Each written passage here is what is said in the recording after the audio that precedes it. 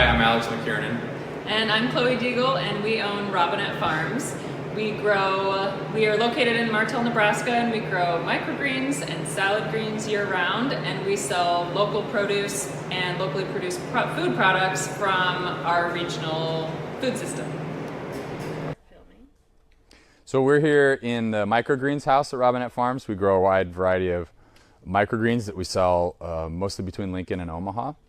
And microgreens are relatively new to us the last 3 or 4 years. We started here in Martell, Nebraska in 2010 was our first year of business. My wife Chloe had spent about 10 years before that, 8 years before that, growing on other small-scale farms, mostly in Colorado and in Vermont. And when we came here, we had a very diversified small-scale production. We had one tiny little hoop house that was about 15 feet wide by 100 feet long. And we've since expanded that to now, when we have 5 decent-sized hoop houses. We have 2 greenhouses, and this is sort of the nicest one of those, where we grow microgreens year-round. And that's our dog Moxie. He likes to bark. We've also done a lot of livestock, so we've raised broilers on the farm and slaughtered and processed on the farm. We've raised hogs, we've raised grass-fed lamb, and we currently graze other people's cattle. We custom graze cattle on pasture ground that surrounds a lot of our vegetable. In 2010, we had maybe 2 acres of production, and then we slowly scaled that up. In 2019, we had about 10 acres of vegetable production, 10 or 12, and a lot more equipment. And then we have quickly scaled back down. And so that now our production is focused just on a few acres and mostly in hoop houses and greenhouses. We've certainly encountered a lot of climate changes in those 10 years, and I think that's really well documented, the variability that we see climate-wise. And I think anytime you're approaching climate planning questions, you really have to start with what the predictions are for your area. Most of the listeners probably are from Nebraska, and in general, temperatures are supposed to be warmer, but the main difference is going to be much more variability in precip. And so when we started scaling up our field production, we moved to a raised bed system, where those are permanent raised beds, not like a small-scale garden, but acres and acres of raised beds where we have a disc bedder that lifts soil into the middle of a bed and raises it up 6 to 8 inches so that it will help moisture drain. What we saw for a couple years in a row is just extreme amounts of rain, 30% more precip than we average 2 years in a row, with a big winter in the middle with a lot of snow.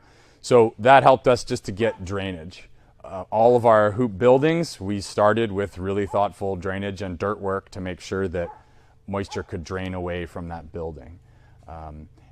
We're also moving a lot more production inside into hoop houses and greenhouses because we control the rain. And that's been, I think, one of the biggest production strategies, is just trying to minimize the variables. We've really decreased the diversity of our production, and so again, we mostly grow microgreens and baby greens. And we did that in large part because of the production challenges of having such wide diversity of produce. We just couldn't keep up and do that production in a profitable way. We also are trying to focus, in general, a good strategy for managing variability in precip is soil organic carbon. And so we're always trying to boost that as much as possible. The more carbon you have in your soil, the more organic matter is in your soil, the better it can absorb heavy rainfall events, and the longer it will hold on to moisture in drought events. And so we're going to have greater variability, and you need a lot of soil organic matter in order to make it through those high rainfall events and those lower rainfall periods. So we incorporate as many cover crops as we can, so that we can add organic matter to the soil. And then in other parts of our business, like grazing wise, we really try to manage our grazing in a way that promotes forage development and forage growth, so that will increase soil organic matter as well. And then from a production standpoint, well, I guess maybe more from a marketing standpoint, you have to think about the challenges for both. So from a production standpoint, having diversity is a good thing, because if one thing fails, there are other things to buoy you, compared to a farmer who just grows corn or beans. You know, a bad year for corn means they don't make any money. The challenge with that, however, is the marketing end. And if you grow 30 different crops, you need to be able to sell 30 different crops and sell it profitably. And that was one area where we were just running into trouble, that the production costs were high with a lot of diversity. The risk is minimized, but the production costs are very high. And then the sales liability is challenging as well. So we've had a CSA for a long time where we grew 98% or more of all the produce we sold.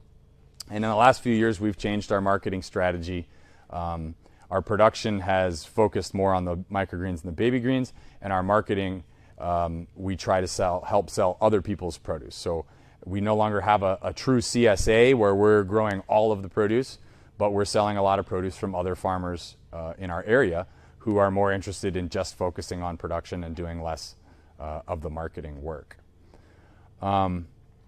And then I would say, again, back to soil organic matter and soil carbon, eventually, to really address climate change, there will have to be some sort of carbon market, either a tax on carbon or a cap and trade program, some sort of carbon market. And in fact, at that point, I think carbon, when that happens, will be the largest traded commodity on Earth, because there's so much carbon that we're putting in the atmosphere.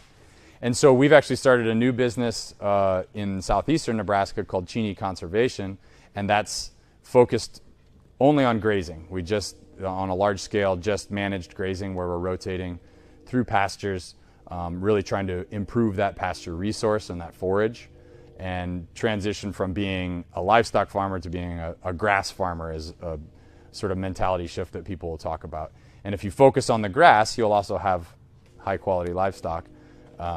But focusing on the grass, eventually, back to the carbon markets, eventually there's an opportunity for farmers and ranchers to be paid for doing their part to maximize organic carbon, to pull carbon out of the atmosphere, put it in the soil, which is something you want to do anyway to mitigate your climate risk. And hopefully, before too long, there will also be markets where you can make money doing that. So it can be instructive to hear about other people's mistakes, and so we could talk a little bit about decisions that we've made that didn't work, that we thought would work. And you know, some of the best business advice we've ever been given was from a USDA loan agent in Colorado who told us that profit preserves passion. And I don't know that we've really internalized that until more recently, but you know, one key aspect of sustainability that a lot of sustainable farmers miss is the financial sustainability of it and the physical sustainability of it. If you can't make money doing something, you're not going to do it for very long. So if your goal is to save the earth by farming, you're not going to be able to do it if you can't also earn an income. And so you have to be really careful and thoughtful about the decisions you make and make sure that they can also turn a profit. We've made some decisions that were, in retrospect, the wrong ones. We tried to scale up, I talked about a few years ago, our field production and really maximize that. And I don't think we were able to go big enough to make that an efficient production system. It's also very challenging to find enough labor and labor that is willing to do that work. So we scaled up pretty significantly and then had to kind of backtrack, and that was expensive. More recently, just this past year, you know, there's these Farmer's Friend small scale portable mobile hoops, and they're really popular around the country for producing mostly baby greens. And you can put them up and take them down slow, and you can put shade cloth on so you can grow better in the hotter months, good airflow, all that kind of thing. We've avoided doing it because we have a lot of winds here in Nebraska, and we decided this year we better give it a try because we're really trying to max out greens production. Well, we lost 3 of those structures in wind this year. The insurance company wasn't happy about it, and that's raised our insurance costs by replacing those things. So, those seemed like they were good decisions and would help us, but in the end ended up being costly mistakes. And so we really try to be as realistic as we can about the profit and cost potential, and make decisions that will complement our values and our goals for our business without losing money.